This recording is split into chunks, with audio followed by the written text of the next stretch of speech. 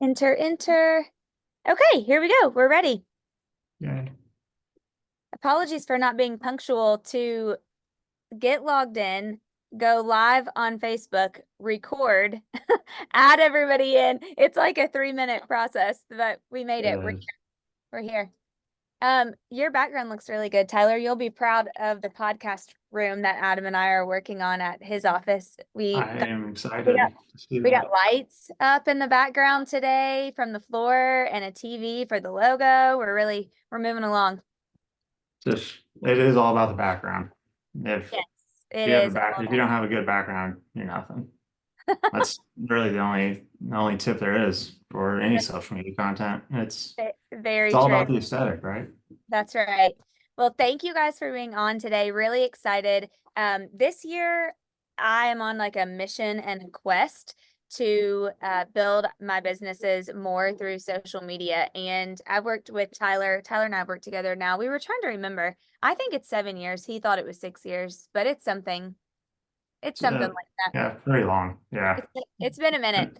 Yeah. Um, and I strongly believe in the power of content, especially when it comes to growing your business, no matter what the business is. But most of in our cases, it would be real estate. And Tyler has helped me tremendously when it comes to content, videos. I mean, just everything, the whole 9 yards. So I wanted to have Tyler on today to share a little bit of value with you because we've been doing a case study on my personal social media. And so we're going to deep dive through. I'm just going to be really raw and transparent and show you guys what's working, what hasn't worked. I did have a real just hit it in the last few weeks, and it's been really cool to watch after the consistency. And so we'll talk about that, Tyler, and then talk about kind of the game plan that we believe works moving forward, and then get any questions that you have ready to ask Tyler, and we'll field those either through the chat and or we'll have some time at the end for a Q&A also. So Tyler, what do you want to start with? You want to So I think we start off with a big, at least from what I've been gathering lately, it's been a lot of people concerned with um, they hear they need to niche down and they're worried about, um, oh, I should only post this on this account. And I think where a lot of people are getting a little bit confused on in content as of right now is in the realm of like kind of finding that happy medium, that balance of like, how do I still kind of post about things that I like and that you can talk quite a bit about and not just talking about your job. And what I'm noticing a lot of is people that only post about work end up kind of burning out a little bit faster than the ones that will post about a little bit about work and a little bit about topic A, topic B, topic C. And one thing that I feel like that we've observed over your on your account, kind of since Christmas, has been the kind of that nice mixture of family content, personal interest, and a little bit of work. yeah. And ultimately, I feel like that's one of the big contributing factors to you being able to show consistently, because posting every day, nearly every day, is tricky, especially when you want to deliver some kind of value with that. So what you started with and kind of like our intention when we first kind of batch created a bunch of content was around what are some of the frequently asked questions that you get already. Oh yeah, And great. that's where I think that is what we started with. And the video that ended up going viral for you was actually just a question that you got a lot from a lot of people. They're like, what, I'm going down to Charleston. Like, where do I need to go? Yeah. And you answered that question. I think a lot of times people are looking for those like, how do I create authentic content? You can create authentic content by answering the questions that you're already getting. And that I feel like is probably one of the easiest ways to get started with posting. But then we've also been able to kind of observe how integrating different locations and scenes and different places, like landmarks throughout that video, about like places to go in Charleston. Gives people multiple things to look at, things to read, and that's all ultimately why the retention was pretty high on that Yeah. video. So you were able to, I think I saw it had a 40% completion rate, which average is maybe in the 2 to 3%. Okay, if So someone doesn't, and we'll show you guys like what we're yeah, talking about here in just 1 second on the videos, but if someone doesn't know what that means, will you yeah, explain the completion rate?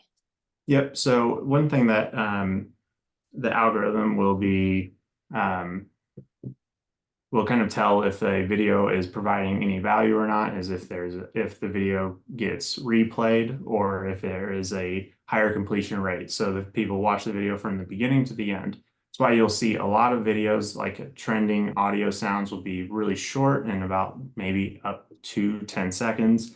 What ends up happening, and then it's like they'll direct people to the caption or something, and then that video is replaying, tells the algorithm that like, oh, this video is being completed quite a bit, Yeah. which is why you'll see like why really short form content is pretty trendy right now, because people are value stacking all of this information in like caption, which kind of is playing the game, if you will, of social media, Yeah. by being able to get more views by simply having something to read in the caption. That video is auto playing in the background. It's Some people hate it, some people love it. I think it really all matters on what kind of information is being discussed in a caption, not just a video. Yeah. Which is a whole other topic of like how you consume content. A lot of people prefer to read. Some people prefer to listen. Some people want to listen and watch and read text on the screen. There's not one right way. It's just what's your target audience's preferred way. That's And I think a good point on that, Tyler, wouldn't you say too, like I've tried to switch it up a little bit because of that. So like a couple of them I did voiceovers, a couple of them will be a trendy song. And by the way, we're kind of speaking specifically about Instagram right yeah, now, just because that's where my audience is heavily and where I like to lean in a little more towards. But sometimes I'll do a voiceover. Sometimes it's me talking directly at the camera. We've dabbled with that. We just filmed last week an entire day's worth of content. And we really hit all of different ones. Some of me talking at yeah, the camera, some of me not, some that I'll do voiceovers on. So I think because of that, you kind of have to mix it up a little bit because if yeah, you're just always doing something where, you just have the caption and you aren't talking in the video, you're missing some of those people. If you have ones where you're just talking at the video and you aren't providing captions and or um it's that something that they have to turn their volume on all the time to listen to, you're probably missing out too. Because some people are in a place where their kids are asleep or they're at an office and they don't want to turn the video on, but they want to hear what you're having to say. right, 100%. And that was kind of the strategy that we went with in during that like Charleston batch creation process. Was There's a thing called the rule of three, and there's many things that are rule of three, but it's taking one topic and talking about it in three different ways. So there's what I'm going to consider long form on Instagram will be around like up to a minute.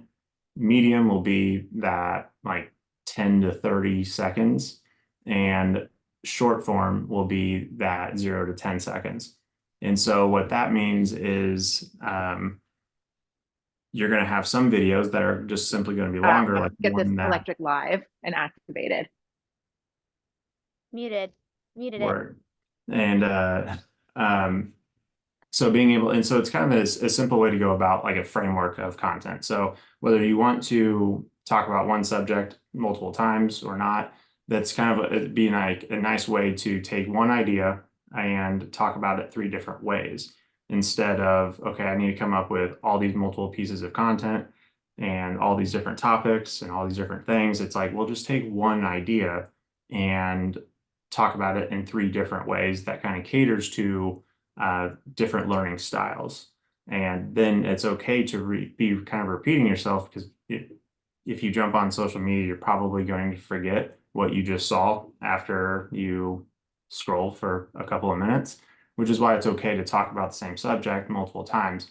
And then just take that concept and apply it over the course of 3 or 4 topics. And then that's how you get, 9 or 12 different posts around those 3 or 4 topics. And And that's also, what we're seeing work very well. and also carousels, right? Like I think adding, 100%, yeah. long Yeah. form, medium form, short form, and then carousel post. And for those of Yeah, you, I go ahead. 100%. Yeah, thanks for saying that, because the carousels I kind of like would substitute out for long form. Because I've seen really good success from different accounts, different industries, where essentially they'll take almost like a script from their long form content and just kind of break it off into a couple of sentences per carousel, or like slide, if you will. Yeah. And I think those are really good because carousels are really good for when people prefer to read, but also are very shareable as well. So if you have multiple carousels that have multiple items of value on different slides, one person may share one of them, another person might share another one of them. And that's why you'll see a lot of carousels with different quotes or list guides, topics, things like that, where you want to list out things or kind of explain a subject in a manner that is easy to digest just by glancing at it. Yeah. What my carousels that recently have been doing the best and ones that I see perform well on other people that I follow are either like a life lately carousel post where you might post, up to 10 different photos of what your weekends looked like or what you did this week or whatever, just your life lately. But then the second one is like photo, quote, photo, Yeah, quote, photo, quote. Like I recently just tried that one from the speaking event that Adam and I did in Philly, and that one actually performed well. I had several shares of the quotes that were that were sandwiched in between the photos. Um, so I think those are good. Those are good too. Do you want to 100%. pull mine up, Tyler, and we can kind of start going through it? Yeah, I think that'd be really helpful. Okay, let's see if I can navigate Facebook. And yeah, I think Okay, nice. Okay, cool. can you see that? Yep. Okay, perfect. Okay, you tell me where to start. I want to start by saying a couple things too before we dive into this. What he said, in case you missed it, I know we're having people jump on late. The way we kind of got started is I asked myself, what are the questions I get asked the most? They were, what books should I read? I'm trying, and many of you are probably like, yeah, I've asked her that question. What books should I read right now? Or like, what's been the best books that you've read lately? I get a lot. I'm coming to Charleston for the weekend. Where should I stay? What should I do? Where should we eat?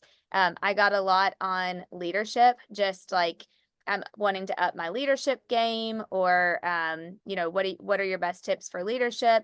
And then I get a lot, I'm looking to get into real estate, or I'm in real estate and I want to grow my business. So we kind of took, there were really about 10, that those were kind of the main ones that we took. And then, Yep. oh no, the other one was another popular one, Tyler, was podcast. I want to start a podcast. Remember, it was like, if I'm thinking of starting a podcast, or I have a podcast and I want to grow it. So we really kind of took some of that content and then we made those or some of those questions, and we made those into content.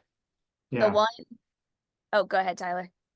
So I was going to say about some of that was it wasn't just totally like, oh, I like this, I'm going to post about this. We really did pull a lot from what kind of questions are you getting, whether it's text messages, in person, or in your DMs. So you kind of have that mindset when you are just going about life. Think about like what kind of topics, what conversations are you having on a regular basis that when you are thinking of content ideas for your audience, and we can talk about target audience here in a minute, but that's where we pulled from. It wasn't just like, oh, I'm gonna do this, I like this, I like that. It really was, you were getting it from all different forms of communication, not just Yep. what you were getting DM'd questions. So Yep. Okay, am I like logged in as me on Instagram, I guess? looks like Okay. Cause like some of these numbers don't look right. Okay, let's see. This is the one that hit. Do you want to start with this one? Yeah, I think that'd Okay. be good. I think one of the things we talked about, actually while this is loading, the intro, or like your, what do you call it, Tyler? The beginning part? Yep. Yeah. Your hook, So the hook. yeah, the hook, the text hook. So it's there's a couple of different reasons why some of this will work. And so we filmed this in a way of like kind of and you'll see this on a lot of your husband Adam's content as well. We filmed a lot of this stuff, and this is just called B-roll. Is we just kind of filmed scenes for then Dana to apply context to later on. And so this was a really effective way for us to, I call it evergreen B-roll because she can technically use this walking shot any way that she wants. But we just can kind of combine multiples of these to kind of create some of those places that she likes going to in Charleston, or around Charleston. I think with this idea was make the text available, like kind of like easily able to read, and not hard to read. So I feel like you did a good job with like creating contrast. So I didn't have to try to read anything. One of my biggest pet peeves is seeing really tiny text on screens where you have to like really try to read it. And so literally kind of calling out, this is exactly what I like doing in Charleston. So you're like, as the viewer, what you're going to get when you are watching this video. 5 different places that this person likes going to. So whether you are going to Charleston, live in Charleston, or you just follow Dana, or you are just a generally curious person about visiting Charleston, those are all things that like you're going to kind of stick around for. But then also she talked about each of them in the caption as well. So those were a couple of reasons why this one worked really well. And then also Dana got to experience what it was like kind of dealing with some troll comments also. And the good news is everybody's fear of possibly worrying about what everybody's thinking. You did come out the other side, and I feel like you are killing them with positivity. Yeah, And it was really interesting it to go through. is, it is. And it really, in the way that like I want to encourage everybody to think about this was it a lot of times you are worried about like what other people are thinking of you, or you are want to post something that might not necessarily be what you normally post, or what's safe. And I think what's important is it actually just helps you the more comments you get, whether they are good or bad. The algorithm is seeing that actively, even still today, that you are getting engagement on this post. And so it's going to just feed it into more people that it might be interested, that this kind of content would be interested too. Yeah, So so just to give you guys like a little bit of insight on yeah, that.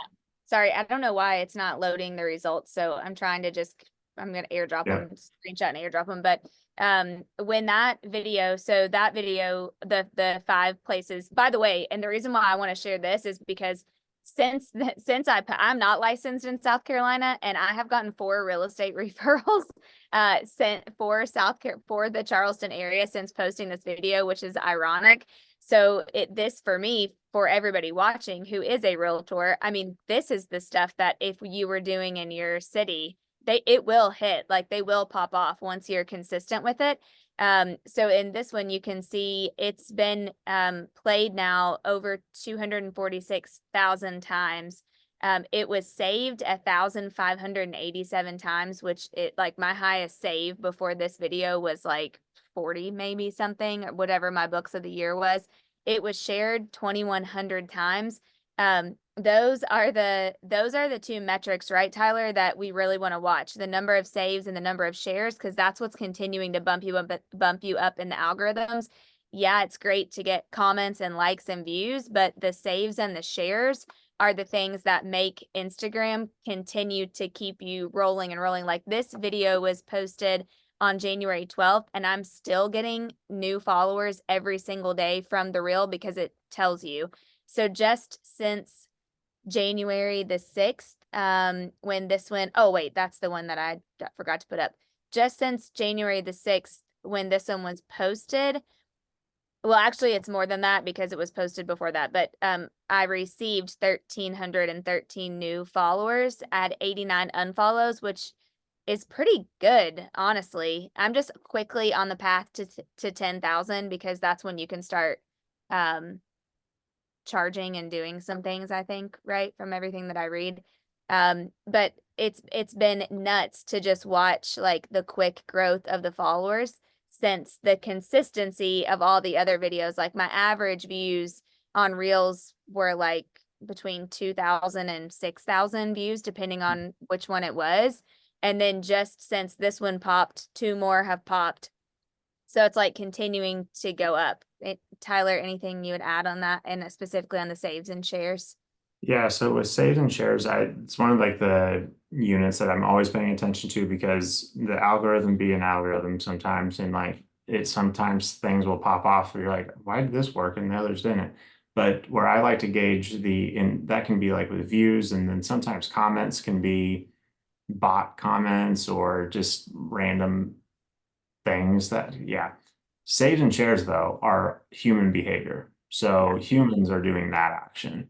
There isn't necessarily and I'm sure there's probably some kind of robot out there that might do it, but saving something is you're providing clear value to somebody, whether they are sending it to a friend, they're sharing it into their stories, or they are saving it for later, or they're saving it for inspiration because they're like, oh, I'm a real estate agent, I should probably do something like this. Those are all like value adds that kind of contribute to the success of a video like this. And that's how I'd like to measure the success of how well a reel is doing compared to other ones that you've posted, because being able to kind of gauge that as a value metric will kind of tell you a lot about what's working and what's not. And that's where, going back to carousels, even you'll see a lot of saves on carousels more so because they might have a list of things on them where you're like, oh, I'm going to save that for later. And so kind of pay attention to your own behavior too when you do send something to somebody or share it in your stories, or save it for later. Because a lot of times what you're doing is what a lot of other people are doing as well. So and these numbers kind of like will help prove that with the kind of value you give. Anything informational, I think for me has been one. Like I just am trying to look. I don't know why this is not. I wish that this would. Which numbers you trying to? So while she does that, one thing that we did with this one as well, I'm going to go to your skincare, because sometimes I've had some people ask why skincare, and that is going to go right back to why we created this video. And that was because you were getting asked a lot of questions about it, but also it's something you know a lot about, and it's something you're interested in, and it's something a lot of people in your audience are interested in. Otherwise, you wouldn't have 40 saves on something like this. So it's that, to me, that says like, okay, I've got an audience of people that are generally interested in skincare routine. Also, I'm interested in this, so you can talk about it with some credibility, and then you will share that information. This is helpful because a lot of times when kind of going back to like, if you're trying to focus on there's a big emphasis on like, got to niche down and only post about one thing. This is where it's like something I've observed in the last 30, 40 days has been people that kind of are okay with sharing their interests, but also within kind of the realm of something. When they're worried about niching down, they're only worried about the subject matter. They're not necessarily thinking about the people of the subject matter. And so people have more interest than just, let's just keep it in real estate, the need for why they should buy now or sell now, or interest rates or whatever it might be. People have other interests beyond that. So when you can incorporate some of your personal interests and some of the things that you do know quite a bit about into your content strategy overall, it humanizes you for one, but also makes you a lot more relatable than somebody that is just posting educational content, where it's just like, I have to deliver the maximum amount of value by sharing how much I know about something. And you can know a lot about a lot of different things and share that and still kind of get people back to who you are, and then remind them, oh, by the way, I can help you with this too, on like a pretty regular basis. So, and when you are posting every day or nearly every day, you've got a lot to work with. And so the more people are kind of engaging, you are paying attention to the types of people that are engaging with you. That's going to tell you a lot about what kind of an audience that you are building, which then you can kind of refine your content over time that way, rather than kind of constantly strategizing about what technically works. Yeah. I would say one takeaway I hope all of you guys have and write down is like, what's something that is non-real estate related that you are passionate about or that you like, that you can go and figure out how to make content around that could bring value to the people that are in your database and or that are watching. Yeah, Gary just said it. It doesn't have to be all about real estate. I have a lot of followers about my animal shows and charity events. How can I use that for real estate? It's a great point, Gary, and but you're hitting the nail on the head. That's what we're saying, because I was struggling with the fact that when I would post something about maybe real estate, it wasn't getting the views that other things were getting. And then when Tyler and I really talked about my specific strategy, it needed to be that I needed to get them into my world maybe through these things. And right now, we don't have it to share today, but hopefully we will in the next couple of days. We're working on a really good about me video that is going to be a voiceover of all the businesses and all the things that I am a part of, so that people know what to expect. They know what I do and they know what to expect when they come to my page. And that'll be the first pinned post that's at the top, because it's not just all about leadership and it's not just all about real estate and it's not all about skincare. But I'm bringing people in through all of those different avenues so that hopefully then they're a part of the community and a part of the following. And then the opportunities can come from there. So Tyler, any advice for Gary? Because I'm sure other people probably have other things that they want to mix in also. Yeah, so I think one really important thing to do is, if you scroll up to the top of your profile, you'll kind of see your bio. I think having a bio that can talk a lot about specifically what people can expect from your profile is also really important. And that's where, if you want to tag your charities that you're a part, like the charity that you are a part of, or a thing that you do. I've got my hobby accounts that I'll plug on my bio that kind of allow people to get to know me in a little bit more of a specific way. But from the content perspective, like, here's the different things that I'm interested in.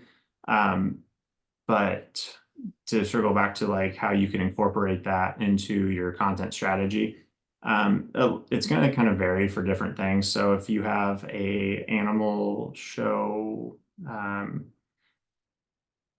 animal shows, I'm not exactly sure what an animal show is, but I would say, what I would do is see what kind of content that is showing up in your feed. So like when you are kind of mindlessly scrolling one night, kind of be paying attention to it's just, if there is something in that world that you see that catches your eye, that's the kind of content that I would recreate, and just you be the person that's providing that information about that particular interest.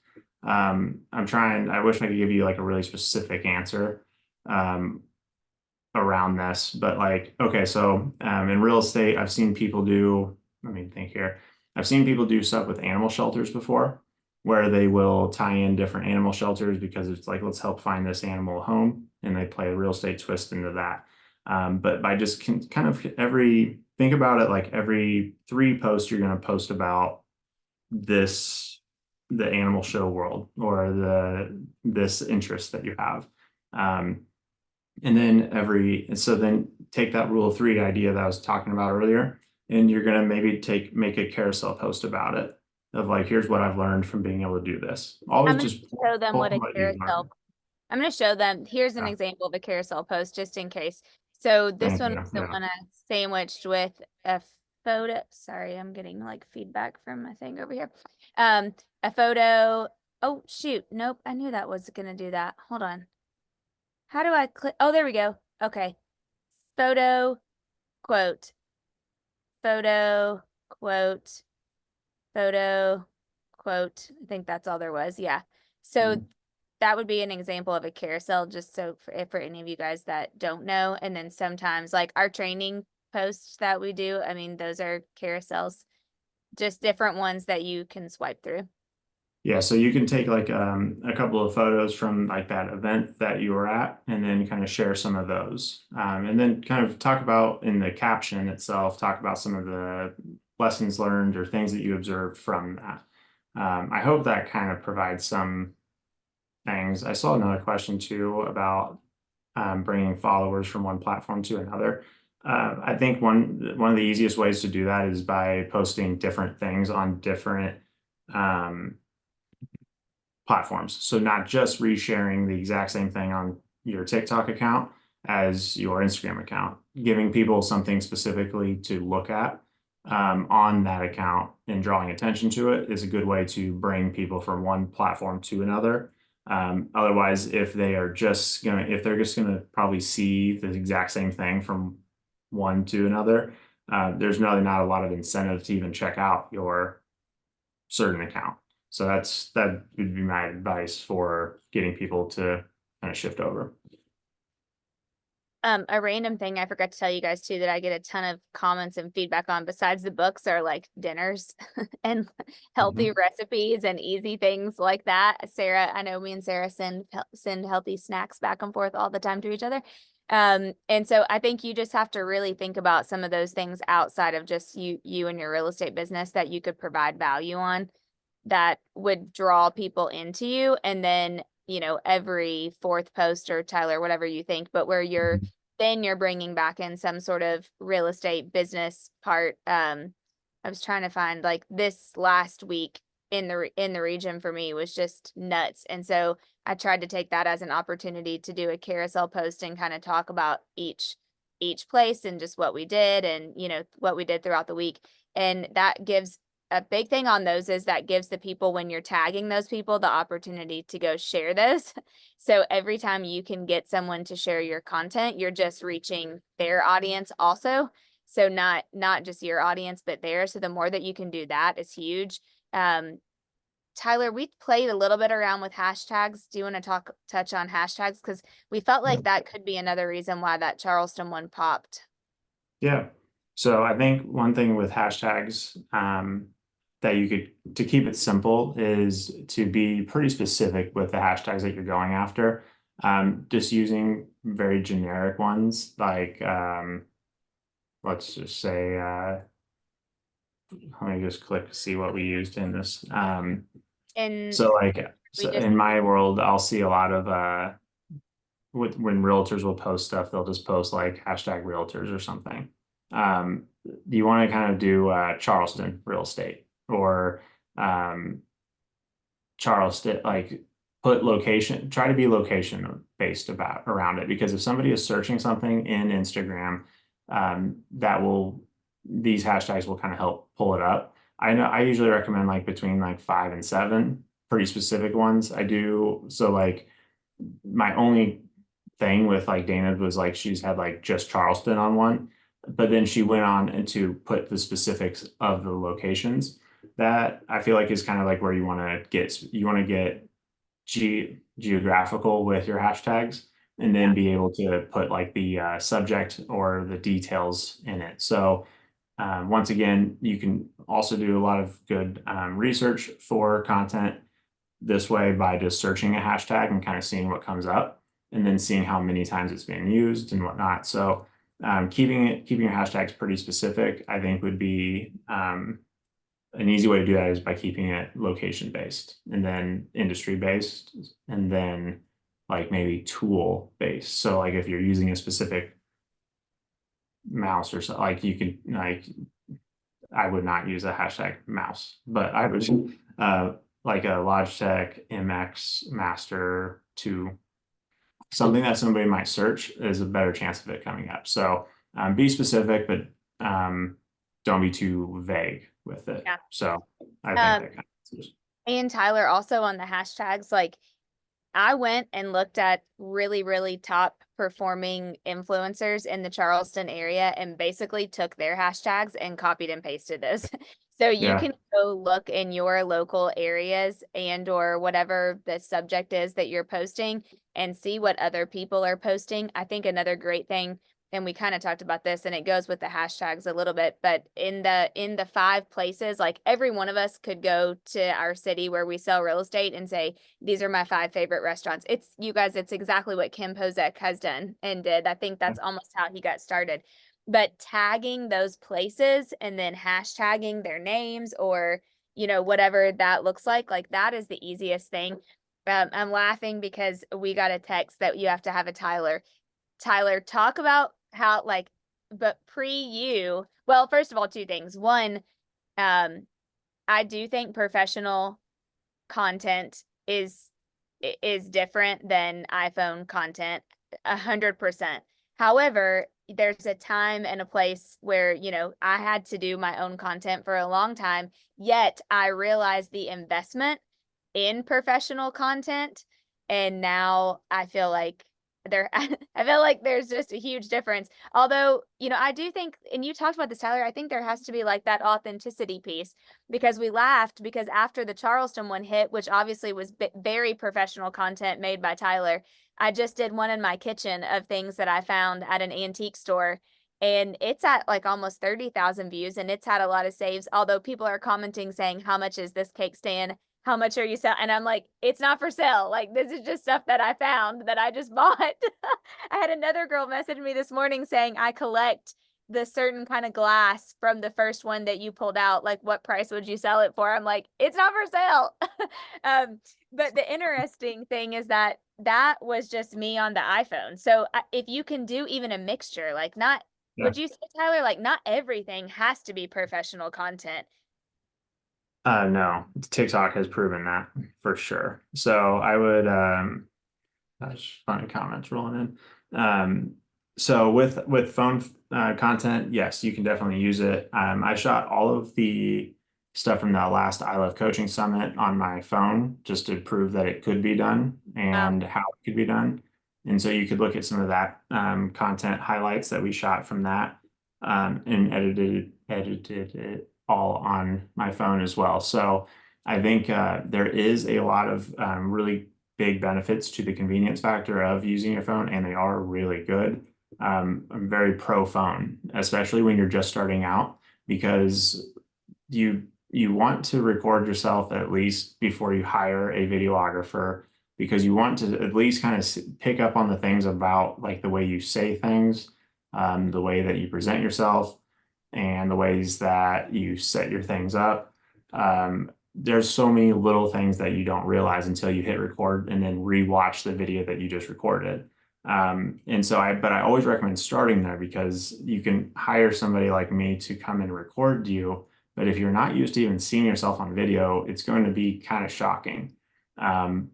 But you will also, by doing it yourself initially, you will learn the nuances of being able to talk and realize you don't have to do everything in one take. You can cut things out and just cut your ums, uhs, and ahs. And there's lots of tools out there that will automatically do that for you that we can get into another time.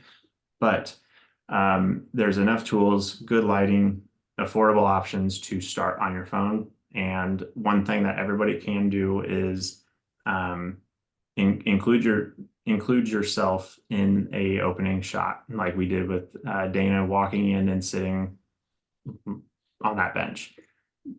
The reason why that will also help is because if it is just based off what I've observed on about 10 accounts that I've created content for in Charleston in the last 45 days, has been every video that has a person in it in the very beginning, whether they stay in it or not, has outperformed 99% of the posts that don't have somebody in like that opening scene. And so having a good text hook, like call out who your audience is or who you're talking to or what this video is about with 3 or 4 words, and then have you in that space or in that area and then you can cut away to inside of it and whatnot. It's amazing what happens when when your initial followers see you, recognize you. Maybe they just like it because they see something that they like or somebody they know, and then whether they finish the whole thing or not, it still gives somebody that's already in your audience some kind of a perspective. Now, there's tons of outlier, like you can pull any examples where this can go the other way as well. But from what I've observed recently is the content that we included people in the shot outperformed. Like, I think it really was like there's one video out of 40 that I saw that didn't do as well because everybody had opening shots with them in it. So that's, yeah, phones still work, just include yourself and then get to the subject. Yeah. Kind of rambled there. Yeah, and I like looking at someone's page, or their, like, grid, I guess is what you would call it, and seeing a really good mix of like professional stuff and then some real authentic, same kind of down to earth stuff too. I think that I like that vibe. Like if I go to someone's page and it's all really, really high level professional, sometimes I'm like, whoa, wait a minute. But then I also think on the flip side of that, if it's all, you know, if it's not, depending on what I'm looking for them for, I'm like, oh man, they should probably have a little bit of more professional content, more high res or high professional content happening there. For sure.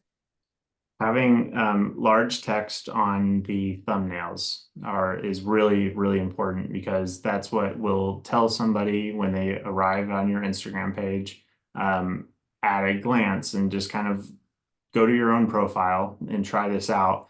If you can go to your page and see what the last 12 to 15 posts are about, you pass this mini test. But if you can't, then nobody definitely can. And so I feel like having large text, at least if you create a custom thumbnail for a Instagram reel or something along those lines, if you can do that, what's going to help is being able to have easily identifiable content when some random person arrives on your page, like the thousands of people that looked at Dana's page when that Charleston reel kind of popped off. And so you want to be able to see clearly what people's content is on their page, whether it's like really good images or whatnot. I feel like text is what's really going to be the differentiating factor between you and the next person, and because that's an easy way to clearly identify what your page is about and what people can expect from it. I think I shared this with a lot of you guys already, but just remember when we had at the I Love Coaching Summit in Charleston, I took so much away from Helen Leland, our neighbor, who shared about her marketing and story brand building strategy. And she said, if you're thinking about your top 3 pinned posts on Instagram and Facebook, the first one needs to be a true like about you, which is what I was talking about that Tyler and I have been working on for me right now that I'm excited to be able to share. Because the question I do get asked a lot is like, what the heck do you do? There's so much stuff, and that's valid point. So the first one is like that about me, which is like about you, about your business, but then also what can they expect when they come to your page? The second one is forming an emotional connection. Like you once had this problem and they might have this problem, or you have clients who've had this problem and how you've solved that. And then the third one is that FAQ, like your most frequently asked questions. So you want to be able to just nip the questions in a quick carousel post, so that when they do get to you, they already know those quick, easy answers. You might elaborate on them a little bit, but for the most part, like they've already gotten that. Those things, in my opinion, when you get to where you can do this, like should be professional content.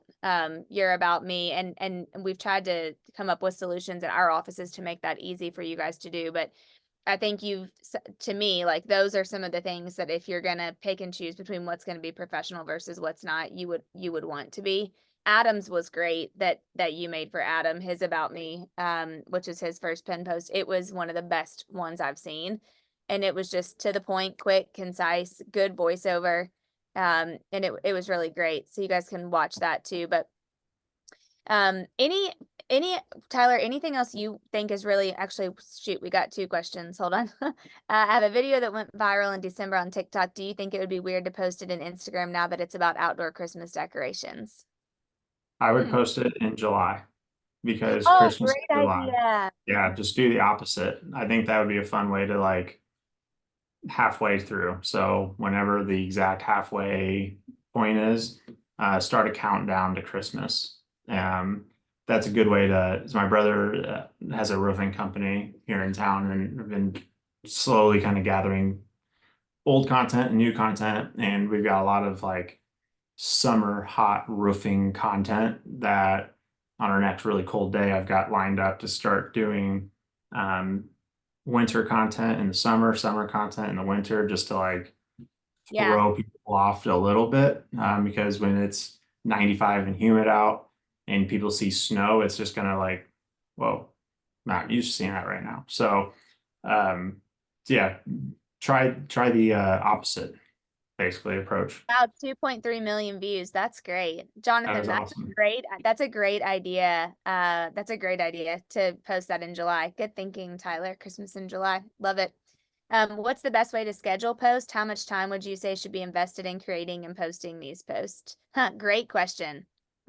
Um, I have spent an hour on a caption before and then ended up accidentally deleting it when I backed out. And then I ended up spending 5 minutes on just a very shortened version of that. So my answer will definitely vary. So with scheduling, there's services that you can do within Facebook that will allow you to schedule posts and Reels now. I would always just recommend though, because writing Instagram has just made it very painful to write captions in your within the app. If you have the ability to on your computer, a Google Doc somewhere, type it out and then copy and paste it from your phone into the caption. It will save you heartache and a headache because I've spent so much time and wasted so much time trying to format stuff on my phone and then all to realize I could just type it and then copy and paste it. That was just a side tangent, but I would say the one way that I like to create content for myself is whether you journal or not. There's a lot of times there's good prompts out there for journaling, but I spend a lot of time just taking what I've wrote already and then kind of applying content to that. And so sometimes what you'll do is so kind of try to frame it as I'm going to create a caption first, and then I'm going to create a photo or a video around that caption. And those captions can come from like journal entries and different things like that. But I'll notice that if I'm trying to write about a particular subject, I think I had one about business gurus recently, where I realized as I was typing a caption, I probably wrote out like 3 or 4 different types of posts for that. And so what will happen if you just kind of give yourself like the time block of 15 minutes just to kind of like type out a bunch of things about the subject that you want to at least talk about, then you can kind of at a glance look at that and then realize you can create probably 6 posts from a few paragraphs and then break a subject down into that way as well. So, which then to go back to a way to kind of create that content and schedule it. That's kind of a good way to get ahead on your content calendar of being able to realize how much is kind of in the back of your mind that you're not even kind of aware of until you just start typing it out. So it's an exercise that has helped me a lot where I'll answer one question and all of a sudden I realize I keep typing to elaborate on it and I'm like over explaining it. And then you realize, wow, I could probably just break this into a whole like series, which is a really good way to go about creating content is like a series like part 1, part 2, part 3, 4, and just keep that going. Because then eventually you're going to be like on part 25. And if somebody sees that, then they can go back to your profile and then see all the other parts of that series.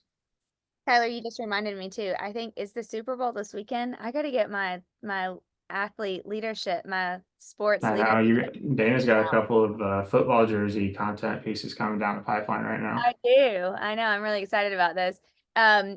I just posted, I just want to share this with you guys really quickly. I just posted, I reshared the 3 pinned post, and then I took a screenshot and put in here for you guys. I had asked ChatGPT, when consumers are choosing a realtor, what are the 10 most frequently asked questions? Those are the answers. So that would be a good idea of if you were going to do an FAQ in regards to, your clients. Try to answer some of those. That way, those would be what you're already hitting. Should we be posting every day? I was actually just getting ready to say that, and Tyler, interested to hear your response. Consistency, you guys, like, so many people give up on social media too early. And if you just are consistent, and in the beginning, think about it. What did Ken say? He created 100 videos in 100 days. He filmed 100 videos in 100 days and posted them when he was starting his YouTube channel. His Yeah. GCI was 6 million last year, 6 years later, from the consistency. Like, I think consistency is just such a huge piece of it, and it takes a minute, right, to get that momentum. Would you say, Tyler? Because you're also building confidence while you're posting because you're not used to posting. And so I've never heard of anybody that has regretted posting every day because they're like, wow, I didn't grow at all. I feel like there's sprints that you can do though. So um, if whether you want to post every day or not, is it absolutely necessary? No. If you want to increase your learning curve and just get better at it, and increase your chances of one thing kind of popping off, then post every day. Because the bigger accounts out there that you'll see that have the ability to leverage out a lot of their content, they'll batch create it and they'll post twice a day, 3 times. I mean, they'll post multiple times a day. At least in your stories, right? Like, at least be posting Definitely. on your stories. So stories are, yeah. So I was going to say, when you're just starting out, don't worry about posting every day. If you're just starting out, just try to post 3 times in a week, max. Don't even try to go even no more than that. Just give yourself like aim for 2 and then try for 3 and then go for 4 and let it be a slow build because it is a learning curve. And once you start getting responses from it and you start realizing, oh, I can actually have conversations about the things that I want to be having conversations about, it's a lot more enjoyable. And so you can answer the questions about commission rates or ways that people address contracts and agreement terms and closing support, all of the ChatGPT stuff. But you can also talk about commission rates while you are participating in your hobby, whatever that might be. So Yeah. I've been able to blend boring topics with playing cards. I'm really into playing cards, and so taking a hobby that you have and then combining it with relatively boring subject matter is a good way just to still kind of incorporate you into what you do. And I think that is a good way to personalize the content, stand out, and be able to still should be relatable and credible at the same time. Yeah. You just made me think of something too. At the beginning of the year, I put on my vision board to post every single day.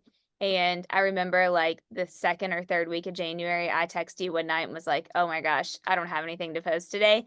And what he said was so good. If it's not going to bring value to your audience, then don't post it.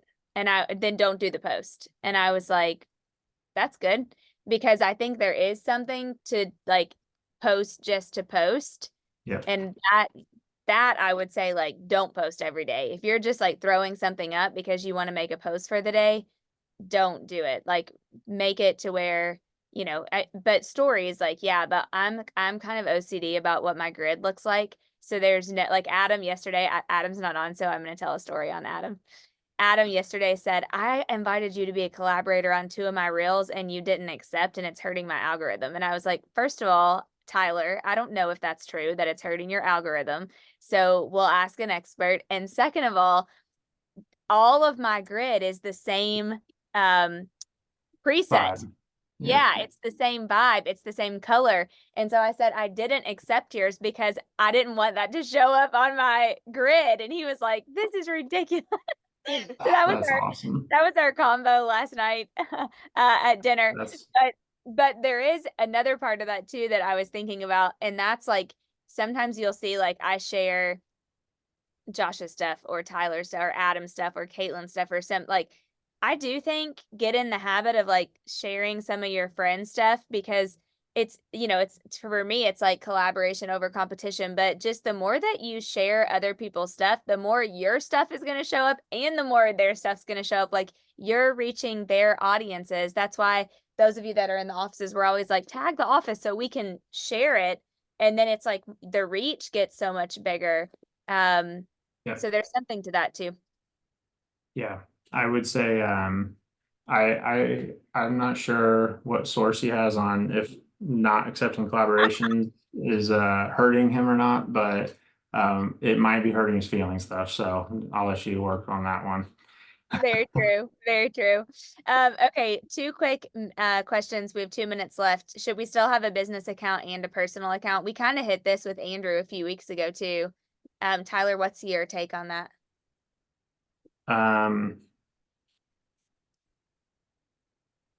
Depends on like where the moon is. I'm still kind of torn on this one. I see people that can pull this off because they have the leverage to be able to manage two accounts and their personal. There's pros and cons. I guess it kind of depends on what you're going for. If you enjoy social media, I would just kind of stick with one account for now. If you need somewhere to post your just listed and just sold, then maybe just keep a separate account. There's definitely pros and cons. So a lot of it will depend on what you're what your service is, what you can offer, and your level of enjoyment when it comes to social media. And where your followers are too. Like Steph, if you already have a great personal one, keep building up your personal, you know what I mean? I feel like because yeah, if you're gonna run paid ads for like a listing or Needs to be a something, professional it account. has Yeah. to be a business page. Like you should have to for that purpose alone, but also like push where most of your friends and your clients and your followers are probably going to engage more on your personal than they are on your business. Yeah. So it is kind of a lot to keep up. Josh said also comment on your friends, colleagues' videos and encouragement makes a difference. Yes, Dana, you commented on a reel I did about buying a home with somebody you're not married to. I almost didn't do the reel because I was like, this sucks. Nobody actually, that was a great reel, Josh. I thought that was so good because I know so many people who bought a house with somebody when they aren't married. And some of them, it didn't end well. I thought that was such a great idea. But yes, commenting, because remember too, the more comments, the more it's not just the saves and shares. Those are the main things. But when the algorithms see that people are commenting and engaging, I skipped past a question. Then it's gonna, oh, here it is. Then it'll keep bumping it up. If you have two businesses, do you recommend separate IG, TikTok, YouTube accounts? I'm an insurance and real estate agent and find it confusing. I would say yes, that it probably needs to be separate. What would you say, Tyler? I'm gonna go back to I would start off with one account. I would start, so you keep them separate, but I guess I would focus on Instagram or TikTok or YouTube. I wouldn't try to focus on all three different accounts right away. That's why we're really kind of going in on Instagram right now because Dana was like, I'm going to choose Instagram and I'm going to go all in on Instagram. And then you get results on the one platform. So, I mean, going back to the one thing, get like specific on the platform that you'd like to get better at and start there versus trying all the different platforms. So YouTube is always where everybody ends up because YouTube, I think, is probably the most powerful search engine. I think it has the most longevity. I think there's a lot of pros to it. Literally listen to anything Ken Posick talks about and you will get why YouTube is where a lot of people, once they build an audience on Instagram or TikTok, they are trying to drive people to YouTube because that's where people are going to get to know you more because of original content where you can get more elaborate in what you're talking about rather than trying to be quick and concise about it. So there's a lot of value in like going in depth on YouTube with educational content that then can be broke down into shorter form content. But to answer your question, pick one of those platforms and then just start creating for either real estate or insurance. And then I would challenge you to pick something that you're interested in outside of those two things to just get familiar with posting about. That's where I'm also like, to anybody. If you are just even remotely interested in posting, just start posting about something that you like already before you're even trying to use it for work.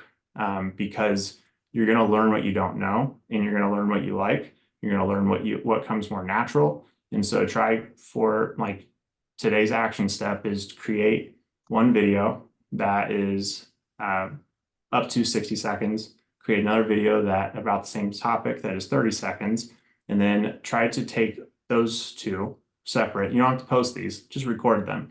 And then write about it and try to put that into how would you put that into like an image post, like a carousel? So take those frameworks of, I'm going to take one topic, I'm going to create 3 pieces of content around this topic. And then that's what's going to help you at least get started with what it's like to at least talk to a camera or your phone, and get your feet wet into this arena. You'll learn more from that than anything that you're listening to right now. Yep, love it. Okay, Tyler, I know we're past time. I know you are going to continue to do more things like this. Did you have a QR code that you could share, or how are we, if people want to find you or want more as we continue? I would say hit me. Can you type in my Instagram on here? Because I did not make QR code. That's okay. But I would Well, and we'll send it out. Here, though, I'll email out a Yep. some We'll cheat send sheets. We'll send an email, but definitely follow Tyler at producer Tyler on Instagram, and he shares stuff on there too. And then for those that were on today, we're going to be sending we'll be sending out some more information with some stuff that we're working on to try to bring more value to you guys. Also, I believe this is the year to take market share with social media. People are going to do it. So it's definitely, is it going to be you or is it going to be somebody else? And hopefully it'll be all of you guys. Tyler, thanks so much for sharing.